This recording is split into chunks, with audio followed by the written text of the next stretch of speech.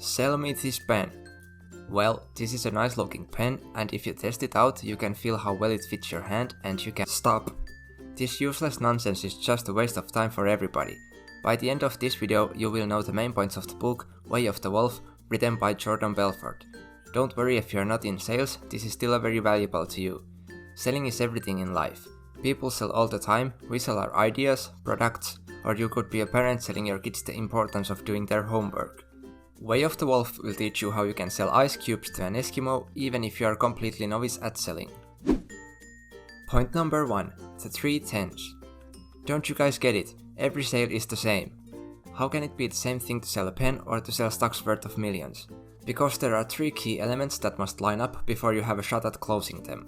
It doesn't matter what you are selling, how much it costs or how much money the prospect has. If you can create these 3 elements in the prospect's mind, then you have a shot of closing. If any one of these 3 are missing, you have basically no chance of closing. The 3 elements I am talking about are called the 3 10s. They represent the prospect's scale of certainty for the product, for the salespeople and for the company. Here you can see this line. Number 1 is being uncertainty and number 10 is being absolutely certainty. In between them is number 5, the state of pure ambivalence, waiting to be influenced. These are all current certainties, you can affect them. So, if your prospect's certainty for the product is 10, will he buy the product? No. As mentioned earlier, if one of the 3 is missing, you can't close the deal. If you said something wrong or the prospect just doesn't trust you, the certainty level won't be 10. Or if the prospect trusts you, loves the product, but can't stand the company you work for, then they will go and find that product from somewhere else. If the prospect loves the company, closing the deal is easier because the prospect trusts you before you even open your mouth, and they trust the product you are offering too. But how can you know what level of certainty your prospects are? Well, more about that later in the video. Let's first talk about different types of certainty. There are 2 types of certainty, logical and emotional. Logical certainty is based on what you say and does it make sense to the prospect. This means things like facts, price, features and benefits. Emotional certainty is not based on facts, but on a gut feeling. You know that feeling when you really want something and you are feeling craving inside that must be fulfilled. You think about how great your future will be with that new product. This is called future pacing. When you are selling something, you want the prospect to experience the product's benefits already, like if they were watching a movie. People don't buy with logic, they buy with emotion and justify their purchases with logic. So the better movie you are able to make your prospect experience, the higher level of certainty you are able to make. Point number 2. The first 4 seconds. Back in our caveman days, when we saw something, our brain had to make immediately a decision whether to stay or run. Because of that, our brain still makes these decisions all the time when we see something. Is this safe? Do I need to be extra careful here? Now, today we won't get crushed by mammoths, but we still process with the same speed. When we see a new person, it takes us 4 seconds to make a judgment. So if you are a salesperson, there are 3 things you need to establish in those 4 seconds. 1. You want to be sharp as a tack. 2. You have to be enthusiastic. 3. You have to be an expert in your field. If you make a negative first impression, it takes 8 subsequent positive impressions to fix that. So how can you make that positive first impression? With tonality and body language. Point number 3. Tonality. So let's imagine that you have 4 seconds to show that you are sharp, enthusiastic and an expert. And if you do that on the phone, you can't use body language and clothes to help you. To tell all that in 4 seconds, I would have to yell, "Hi, my name is Finest Finance, subscribe and smash the like button to know everything about finance." And that took over 4 seconds already. Plus I sounded like a complete idiot. So what should you be saying? There are no words for this, it's the tone of your voice that matters, specifically how you say what you say throughout the entire conversation. There are 10 core influencing tonalities that a human being uses to communicate. Great thing is that you don't need to learn them, you already know them. You just have to learn to use the right tonality in the right situation, and you have to shift between different tonalities. You want to lower your voice, raise it, be enthusiastic, whisper, and so on. You know when your mom yelled your name and you immediately knew you were in trouble. All your mother yelled was your name, but your brain added additional words like, "Oh no, now I am in big trouble." And when someone whispers you, your mind thinks it's a secret that only you know about and you have to act to have advantage over others. Seriously though, did you know that subscribing improves your financial knowledge and it's completely free? Point number 4. Body language. Have you ever met someone that immediately made you feel uncomfortable? It was not their tonality or anything they said, it was their body language. The non-verbal communication is a lot more powerful than verbal communication. You are judged in a couple milliseconds when someone sees you.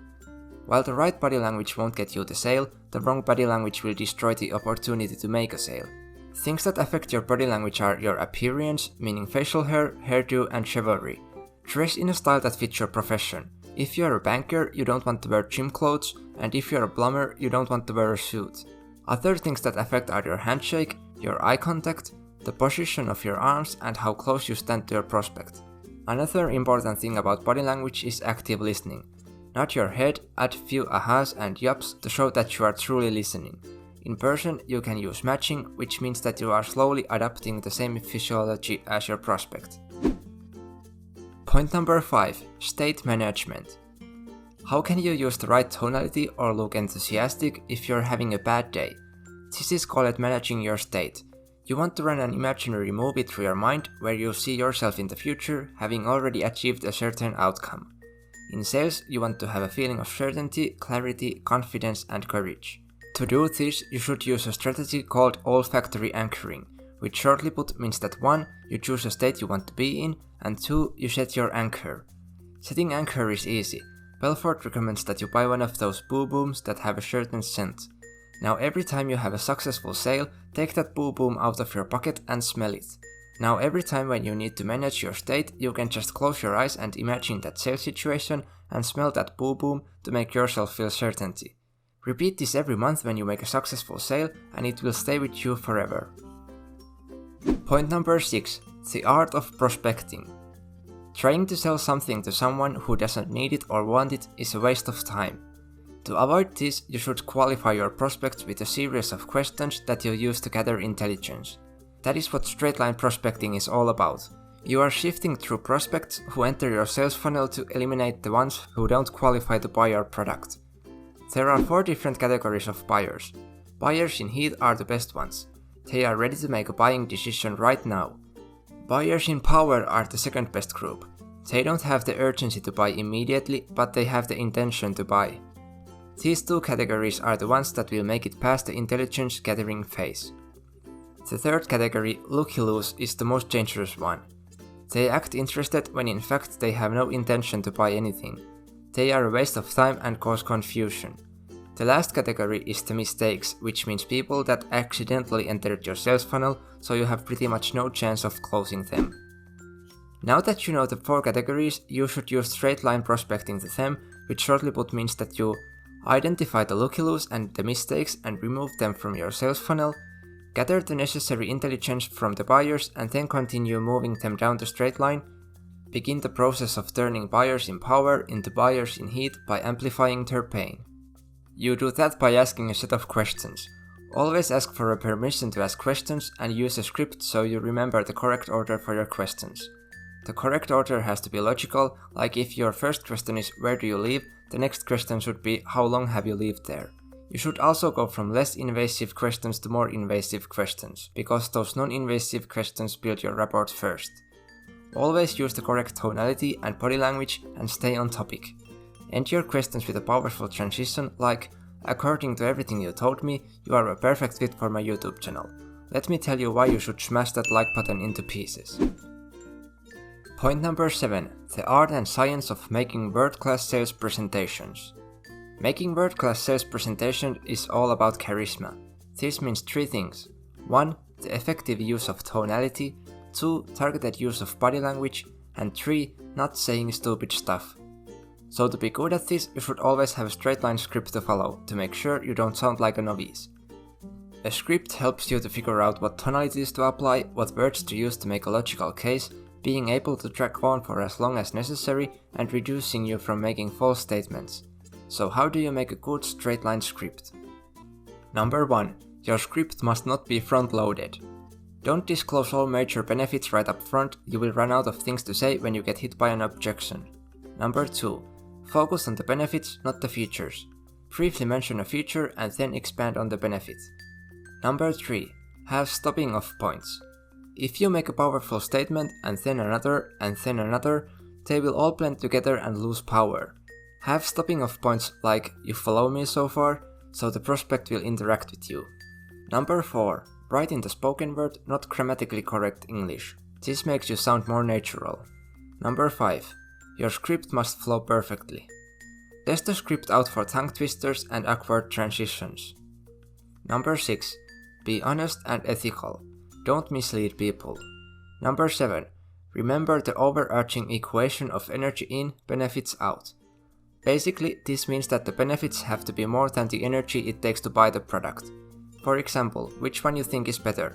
When you say to your prospect that "we need your name, social security number, driver's license, phone number, and then you have to go to the post office and on and on." Or when you say that "it's just a question of your name, some basic information, and then we'll handle everything else for you on this end." Number 8. A straight line script is part of a series of scripts. You need to have many different scripts, like one for the first 4 seconds, one for the main body of the presentation, one to answer objections, and some for looping. What is looping? Point number 8. Looping. Looping is when you get hit by an objection. Objections aren't really the true reasons why someone won't purchase the products. They are really just a smokescreen. If they say something like "I need to ask my wife first", the truth is that they don't really like the product or the salesperson, but they just don't want to say that. It doesn't matter which objection it is, you are always going to answer with the same words like "I hear what you are saying, but let me ask you a question. Does the idea make sense to you? Do you like the idea?" That is how you deflect the objection. Acknowledge the fact that you heard your client to make sure they don't feel ignored, and then shift the conversation in a more productive direction to find out where they actually stood on the certainty scale. You can estimate that by the way they answer to your question. The more enthusiastic the yes is, the more certain they are. So what do you do if their yes is somewhere around 6 out of 10 in certainty level? You drop your tonality to about 6.2 and then you pace and lead them. If their answer was "yeah, it sounds pretty good", you can answer "exactly, it really is a great opportunity here. In fact, one of the true beauties here is..." and you'll continue the presentation. Keep looping until the certainty for product is close to 10. But what if the prospect hits you with another objection? Or with the third one? How long do you continue looping? Always using the same answer would be like a dog chasing his own tail. So the next time, say something like "I hear what you're saying, but let me just say that I've been doing this for quite some time now, and if there is one thing I have learned, it's that when people say... In fact, let me say this. One of the true beauties of the situation is that right now, and like that, you have seamlessly transitioned back into the sale. Now, this time you should not go straight for the close, you first want to lower the action threshold of the buyer. Action threshold basically means how easy it is to sell for someone. The lower the action threshold, the easier it is to sell. Some ways to lower it is offering your prospect a money-back guarantee, offering your prospect a cooling off, like making a decision now but reverse that decision for up to 5 days, use certain key phrases that paint a positive picture, and the most effective one, use powerful language pattern that causes them to change their negative parallel movie into a positive one, like "this won't make you poor and it won't make you rich, but it will be a benchmark for future business." If the prospect still doesn't buy, we need to move on to the next thing, the pain threshold. People in pain act more quickly. Introduce pain first during the gathering intelligence phase, and then later reintroduce the pain at your third loop with asking what your client think is going to happen if they fail to take action to fix their problem. Use empathetic tone and ask questions like "where do you see yourself in a year from now? Or even 5 years from now? Are things going to be even more intense in terms of worrying?" These things usually don't resolve themselves unless you take action to resolve them. In fact, let me say this, one of the true beauties here is that, and now quickly resell the 3/10s, use future pacing and transition into a soft close and ask for the order. If the client still says no, it might be better to just thank for their time and move on to the next one, unless you really think there is still a chance to close them. Point number 9. Straight line selling. Now that we have covered all those points, let me show you what straight line selling means. Here is a straight line where on the left side is open and on the right side is close. If you get one of those buyers that answers yes to every case you make without a single objection, right up to the moment where you ask them for the order and they agree to close, it looks like this. Those sales are very rare, usually the prospect tries to take you off the straight line, which makes it look like this. These are the safe boundaries where you are in control of the sale and moving towards the close. When you are outside of those boundaries, you are spiraling off the plateau and talking about useless things like politics in China, which is of course a waste of time. So here you are in control and here you are out of control. When you are on the straight line, it means that you are doing all the talking. And all these arrows mean that every single word you say, you have a specific goal, which is to close the deal. There is no time to spiral off the plateau. With straight line, you are gathering intelligence, which means identifying their needs, core beliefs, past experiences, values, financial standards, financial situation, and their pain. When you are off the line, you are looking to continue building on the rapport and use the rapport to gather more intelligence. So at the end, the straight line will look like this. Now to summarize the video, how to sell a pen. There are 3 things that your prospect has to be certain about, which are the product, the salesperson, and the company. To sell a pen, all of these 3 have to be certain. If anyone is missing, you can't close the deal. There are 2 types of certainty, logical and emotional. People buy with emotion and justify with logic. With a pen, you could have a story to add emotion, like this pen is a replica of the pen used in the agreement on the prevention of nuclear war. It obviously is good working pen because it was used for such an important contract, so it's logical to buy it too. The first 4 seconds are most important, that is all it takes to make a judgment about the salesperson. You want to be sharp, enthusiastic, and an expert in your field. You want to use the right tonality for the right situation and correct body language. You want to lower your voice, raise it, be enthusiastic, whisper, and so on. Pay attention to your handshake, appearance, eye contact, and the position of your arms. It is important to prospect people because selling to someone who doesn't need the product is a waste of time. So gather intelligence to know who even wants to buy that pen. You want to get rid of looky-loos and the mistakes and continue selling to buyers in heat and buyers in power. To make a world-class sales presentation, you need to be charismatic. Use the right tonality, body language, and don't say stupid stuff. Always follow a script so you know what words to say, what tonality to use, and be honest. You need to have many scripts for different parts of the sale. When you get hit by an objection, remember that they are just smoke screens. Use looping to deflect those objections. Say things like, I hear what you're saying, but let me ask you a question. Does the idea make sense to you? Do you like the idea? Now pace and lead until your prospect is certain about it. Loop as long as you have to until you close the deal or know that it's a waste of time to continue. You can lower the action threshold by offering a money-back guarantee, for example. And lastly, you can also use the pain threshold because people in pain act more quickly. Always be in control of the sale and stay inside the boundaries. Your only goal is to close the deal, not talk about politics in China. This is what a straight line selling looks like. The most important thing here is to smash that like button and share the video with your friends. And also subscribe for more videos about investing, personal finance, and book summaries. It's completely free. My name is Finest Finance, have a nice day, and I'll see you later.